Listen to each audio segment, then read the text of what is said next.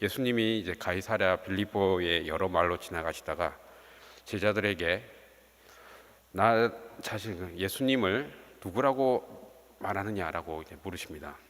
그때 베드로가 주는 그리스도이십니다라고 대답을 합니다. 베드로의 고백이 표면적으로는 막지만 참된 의미를 깨닫지 못한 그러한 고백이라고 볼 수가 있습니다. 예수님은 베드로가 생각하는 그 메시아와는 다른 메시아상을 이제 보여주고 계신데, 그것은 바로 고난당하는 메시아입니다. 이러한 메시아에 대해서 유대인들은 쉽게 납득하기가 어려웠습니다.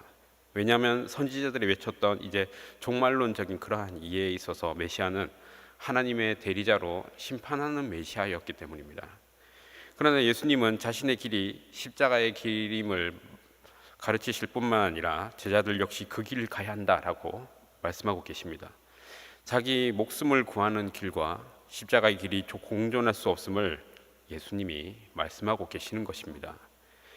가이사랴 빌립보는 헤롯 빌립이라는 그 이스라엘의 분봉왕이 있었습니다. 그때 로마 황제 티베리우스를 기념하고자 이제 황제의 칭호인 가이사, 이걸 이제 독일어로 하면 카이저가 되는 거죠. 자신의 이름을 이렇게 카이사와 자신의 이름을 붙여서 가이사랴 빌립보다라고 이렇게 지명을 지은 것입니다. 예수님은 이러한 가이사랴 빌립보의 여러 마을을 지나가시다가 제자들에게 자신이 누구라고 이제 물으시는 겁니다. 사람들이 더러는 세례 요한, 더러는 엘리야, 또 더러는 선지자 중에 하나라고 합니다라고 이렇게 말합니다. 그러자 예수님은 그렇다면 너희는 나를 누구라 하느냐? 너희는 내가 누구라고 생각하냐라고 이렇게 물으신 것입니다. 그러자 베드로가 주는 그리스도이십니다라고 고백을 합니다. 하나님께서 보내신 하나님께 기름 부음 받은 자, 바로 메시아이십니다라고 말을 이렇게 고백을 하는 것이죠. 이것은 마태복음 16장에도 이제 동일하게 기록이 되어 있습니다. 마태복음 16장에서는 주는 그리스도시요 살아계신 하나님의 아들이십니다라고 조금 더 구체적으로 고백을 합니다. 그러나 그 내용과 뜻은 동일한 것입니다. 그런데 예수님은 베드로의 대답을 들으시고 나서 자신의 일을 아무에게도 말하지 말라고 경계하십니다. 그 시점에서 자신의 신분이 노출되는 것을 이제 경계를 하시는 것입니다. 두 가지 이유를 생각해 볼 수가 있습니다. 먼저는 불필요한 오해와 혼동을 피하고자 하신 것이고, 사람들이 기대하는 그런 메시아의 모습과 예수님의 모습이 보여주는 그곳에서 메시아의 모습이 서로 다른 것을 서로 이제 간접적으로 말씀하고 계시는 것입니다.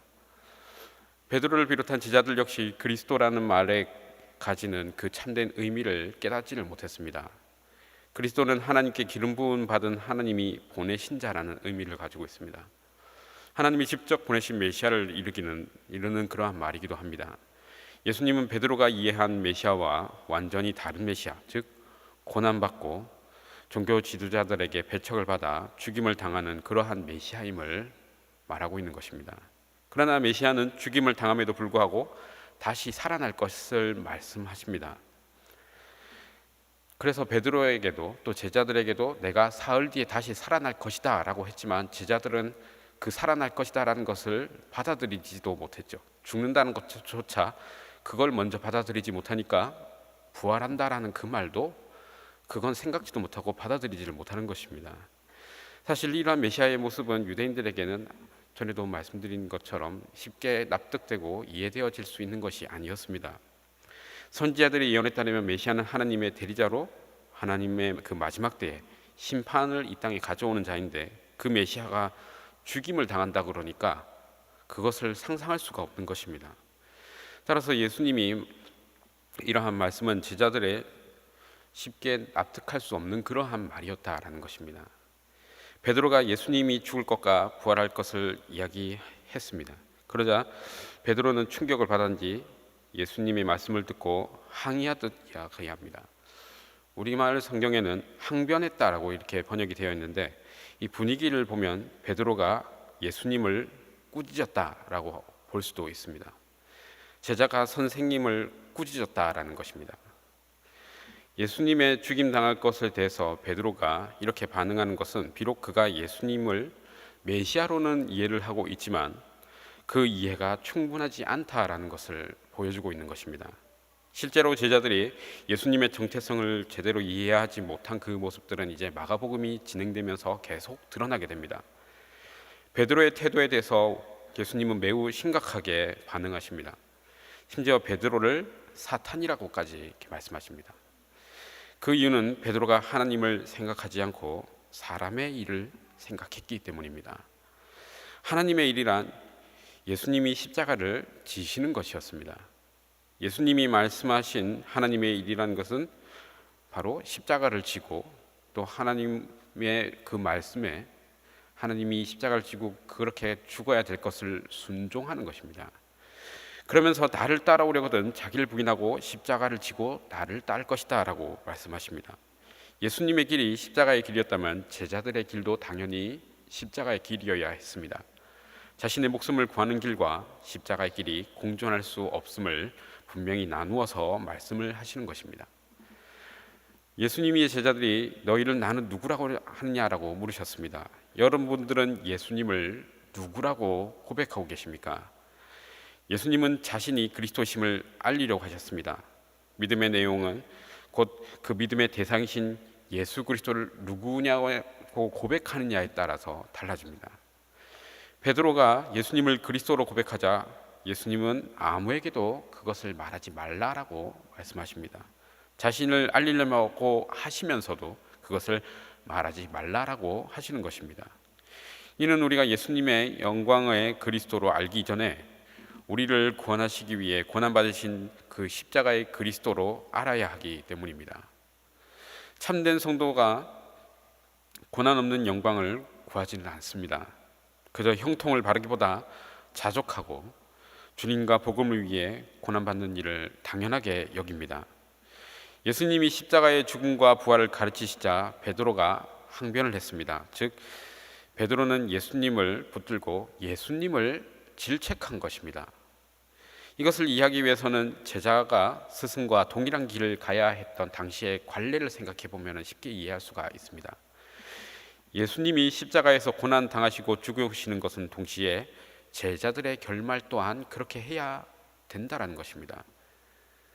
그렇게 하니까 왜 이렇게 항의를 했는지 아시겠죠? 자신들도 그렇게 죽어야 한다라는 거 말하니까 그것이 싫었던 것입니다. 예수님은 그분을 따르는 제자라면 반드시 고난과 이러한 죽음의 십자가 길을 따라야 한다라고 선언하고 계십니다. 그것이 바로 참된 믿음의 증거가 됩니다. 참된 성도는 입으로만 믿는다 하지 않고 주님과 복음을 위해 자기의 십자가를 지고 예수님을 따라가는 자입니다. 주님을 위한 삶을 살면서 믿음을 증명해야 하는 것입니다. 주님은 한 사람도 예외 없이 심판의 날을 맞이할 것이다 라고 말씀하십니다. 누구든지 이 땅에서 생명이나 천하보다도 주님이 주시는 생명과 영광을 더 귀하게 여기면 주님이 영광 가운데 다시 오실 때 부끄러움을 당하지 않고 또 하나님께서 그 사람을 더 귀하게 여겨주신다는 것입니다. 내가 하나님을 부끄러워하면 하나님도 나를 부끄러워하고 내가 하나님을 높이면 하나님께서도 나를 높이신다라는 것입니다. 참된 믿음은 오직 예수 그리스도만으로 만족하며 사는 것입니다. 또한 다시 오실 주님을 영광을 사모하며 살아가는 자입니다. 성도는 주님 없이 사는 것을 상상할 수 없는 그러한 사람들입니다. 세상의 그 어떤 부와 명예와 권력과도 바꿀 수가 없는 것입니다. 우리는 참된 믿음의 증거가 자신의 삶에서 드러나고 있는지를 바라봐야 할 것입니다. 세상 사람들이 자기의 삶의 주인은 자기가 되어서 내 삶의 주인은 나 자신이다 라고 이렇게 말합니다. 우리의 삶의 주인은 내가 아니라 하나님이십니다. 그분은 우리를 구원하셨기 때문입니다. 참된 믿음은 주님과 복음을 위해 살려고 애쓰고 남을 위해 기쁘게 자신의 시간과 노력과 은사를 사용하는 그러한 자입니다. 참된 믿음은 주님이 전부이라고 그렇게 고백하고 또 주님 한 분만 계시면 모든 것이 다 있다라고 자족하며 기뻐하는 자입니다. 반대로 모든 것이 있어도 주님이 없으면 우리는 아무것도 없는 자가 되는 것입니다. 재물을 소유하고 사회적 지위를 누리며 명성을 얻기보다 예수 그리스도로 인한 생명을 더 귀하게 여기고 계십니까? 여기서 아멘을 못 하시네요. 지혜와 계시의 그 성령께서는 우리 마음의 눈을 밝히셔서 그 기업의 영광이 얼마나 풍성한지를 알기를 원하십니다. 예수 그리스도가 누구신지 바르게 또 분명하게 고백하는 것은 중요합니다. 우리는 예수님을 그리스도로 살아계신 하나님의 아들이시며 우리를 구원하시기 위해 유일한 소망이 되심을 믿고 의지하며 고백하며 나아가야 합니다. 오늘 하루도 예수님이 나의 구주로 고백하면서 항상 예수님과 동행하시는 귀하고 복된 하루를 보내시는 그런 성도님들이 되시기를 간절히 소원합니다. 은혜와 사랑이 풍성하신 하나님 아버지, 하나님께 감사와 찬송을 드립니다. 우리를 주님의 자녀로 성도로 불러주시고 또 주님 앞에 나와 기도할 수 있게 하심을 감사드립니다. 각자의 자리에서 성도의 길을 걷는 자들의 그 발걸음을 지켜주시고 평안 가운데 든든히 서갈 수 있는 주님의 자녀로 살아갈 수 있도록 지켜주옵소서. 하나님께 또 빈손으로 나오지 아니하고 하나님께 물질드리는 자들이 있습니다. 하나님께서 그 자들을 지켜주시고 하나님께서 기억하여 주셔서 주님이 받으시는 그러한 예물이 될 수 있도록 하나님께서 붙잡아 주시옵소서. 하나님의 영광을 위해 살기에 부족함 없도록 은혜와 은사를 더하여 주시옵소서. 우리의 사업과 지위가 높아지기보다 하나님이 더 높아지기를 더욱 바라는 그런 우리 그리스도인들이 될 수 있도록 주님께서 인도하여 주시옵소서. 하나님이 어떤 분이신지, 예수 그리스도가 누구신지 바르고 올바르게 또 고백할 수 있는 그런 우리의 마음과 믿음 또한 하나님께서 우리에게 허락하여 주시옵소서. 우리 가정 가운데서도 주님 근심 걱정 없는 그런 가정이 되기를 원하오나 우리 삶의 가운데서 그러한 문제들이 각가지 일어날 때 내가 그 문제보다 더 크신 하나님을 바라볼 수 있는 우리의 믿음을 허락하여 주시옵소서. 모든 것들이 하나님 안에서 순적하게 풀리고 열리고 풀리는 그러한 역사들을 볼 수 있도록 주님께서 나의 삶을 지켜 주옵소서. 오늘 하루가 하나님께로 나아가는 그런 귀한 하루, 또 예수 그리스도가 누구심을 바르게 고백하면 또 증거가 이루어지는 그런 하루가 될 수 있도록 주님께서 붙들어 주시옵소서.